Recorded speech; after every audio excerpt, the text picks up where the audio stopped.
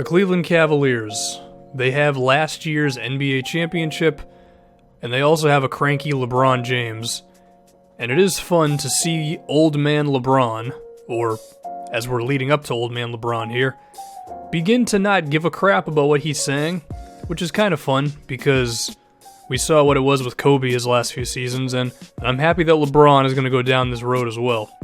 And in cranky LeBron's tirade, where he shoots down Charles Barkley, among other things, he says that the Cavaliers need a backup point guard, as they went 7-8 in the month of January, under 500 for a team that was killing it up to that point. And he says that they simply need to be better if they want to repeat as champions.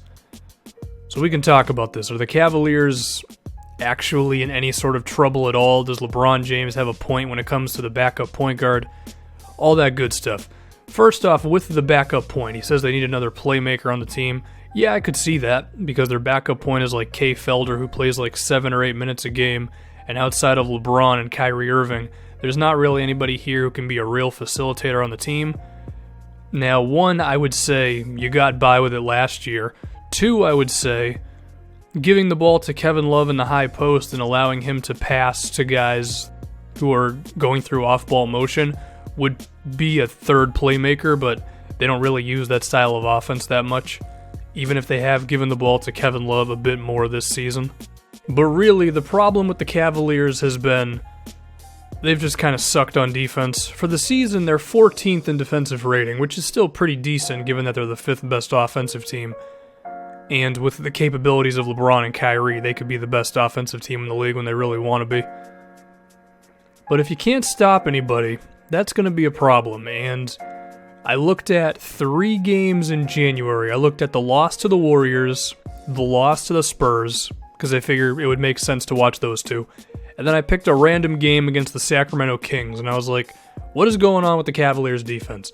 First and foremost, the transition D is terrible. I cannot count how many times against the Golden State Warriors Klay Thompson was just wide open in transition. Like, if you're going to look at a game plan for your team on what not to do, I have to assume leaving Klay Thompson open in transition has to be among the top things in the playbook against the Warriors, or not playbook, whatever, to be like, don't do that, okay? And they did it a number of times. So first and foremost, just don't do that.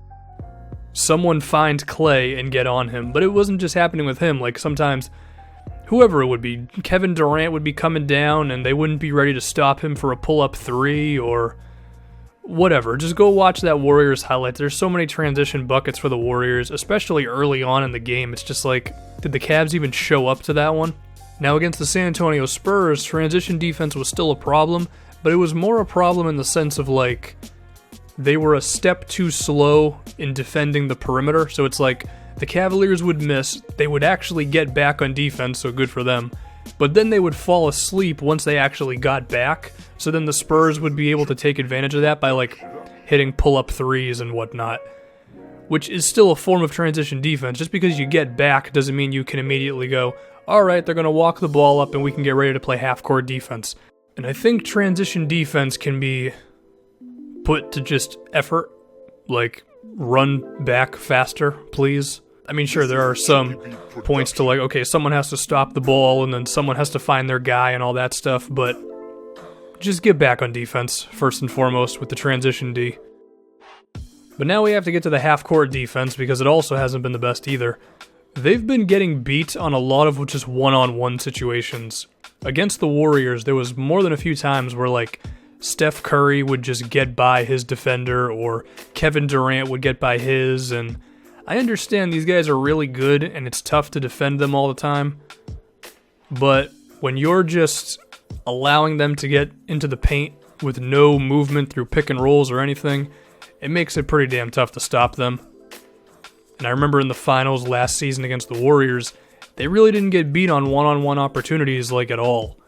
So we know the Cavaliers can step up their defense because they've done it in the past, but in the month of January it was really damn ugly. But there's more goodies from the half-court defense. Against the Warriors, sometimes they just gave up the Golden State backdoor cuts, which if you're not ready for those situations where like Draymond will off-ball screen for someone and then he'll immediately run to the basket, you're going to get killed on those.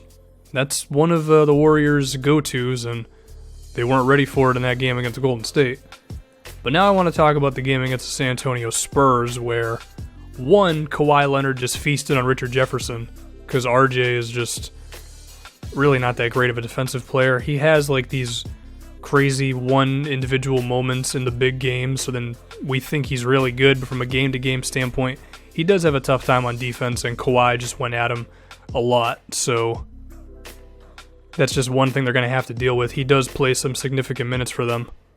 But another thing that was so interesting against the Spurs was I felt like the actual styles of defense they chose to play were just kind of odd. There was a couple of times where Patty Mills and David Lee would run pick and roll with each other, and then the guys surrounding them would be Danny Green, Kawhi Leonard, and LaMarcus Aldridge, and you don't want to bring help off of any of those three guys because they can all shoot really well. But the Cavs chose to defend the Lee and Mills pick and roll like pretty conventionally. They decided to trap Patty Mills a lot, which allowed David Lee the open floor, and then they had to bring help, and then he kicked it out to like LaMarcus Aldridge for a wide open mid-range. It's like, if my choices are between switching the Patty Mills David Lee thing and then forcing either Patty Mills to go one-on-one on a big man or having David Lee post up on like Kyrie Irving, I would much rather have that than having to bring help off of LaMarcus Aldridge, because LaMarcus Aldridge open is like a guaranteed 2 points. If David Lee is the one who has to like go through Kyrie Irving on a post-up, I mean, I don't know if he can do it. David Lee's not that good, but you're not even giving yourself a chance when you leave Aldridge wide open. So it was kind of odd. I just felt like their choice of defense was just really not good against the Spurs. They did that a few times, stuff like that. Another thing that should be said is Kyrie Irving, who ends up in a lot of these highlights, he has a tough time getting around screens, and I understand you're not going to get around every single one, but it seems like Kyrie just kind of gets taken out of the play the moment a screen comes up. Maybe his big men need to do a better job of actually calling out the screen. I don't know, I'm not actually on the floor, but it just seems the moment you put a screen on Kyrie, he's just immediately out of the play. But still, like, I've seen Kyrie play some decent defense in the past, so I don't think he's like an awful defensive player. But now we need to get to the Sacramento Kings game, and they had a couple of these where I was confused. Garrett Temple and DeMarcus Cousins ran a screen and roll. They chose to trap Garrett Temple, leaving Boogie completely wide open from about 15 feet out, and he drove inside, and then they had to bring help, and he kicked it out to Darren Collison for a wide open three. Why the hell are you trapping Garrett Temple and leaving Boogie all the room in the world to do whatever he wants? Like, ignore Temple, okay? Just go under the screen, back up on him, make sure Boogie has no daylight at all, and then if Garrett Temple kills you with a pull-up jumper, then you say GG and shake his hand, okay? So there you go. I mean, in the month of January, their defense has just sucked. I'm not worried about their offense at all, and I'm really not even worried about the team overall. I still think they're going to go to the finals, and they're going to face Golden State probably, and neither the Celtics or the Raptors or the Wizards or the Hawks or whoever in the East is really going to give them that much trouble. That being said, would it hurt them to acquire a backup point guard who can play? I mean, it never hurts, of course. I do think they could get the ball to Kevin Love more and let him use his passing ability, like I mentioned before, and that could be kind of their third playmaker. But LeBron and Kyrie have the ball so much, and rightfully so because they're awesome, but whatever, I don't know what I'm talking about anymore. They need to get better on defense. I don't really think there are many avenues for them to acquire defensive players unless they wanted to trade Kevin Love, which, with how awesome he's been on defense this season, or excuse me, not defense, on offense, with 20 points, 11 rebounds, shooting 38% from the field, and them just kind of incorporating him into the offense more often. I don't think you move him. They don't have that many of their own picks moving forward, although there is a couple, so if you wanted to get real desperate, you could move one of them for whoever. I've heard Andrew Bogut might be available. So they're just going to have to get better internally. Like, we saw how good they were defensively against the Warriors last season with how they switched everything, didn't get beat on one-on-ones, got back in transition, didn't give up backdoor cuts, and then they beat the hell out of Steph Curry. And it worked, because they won the thing in 7 games.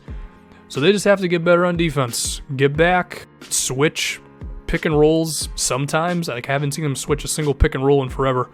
They'll be fine. Okay, they're the Cavaliers. They have LeBron James. They're going to be okay.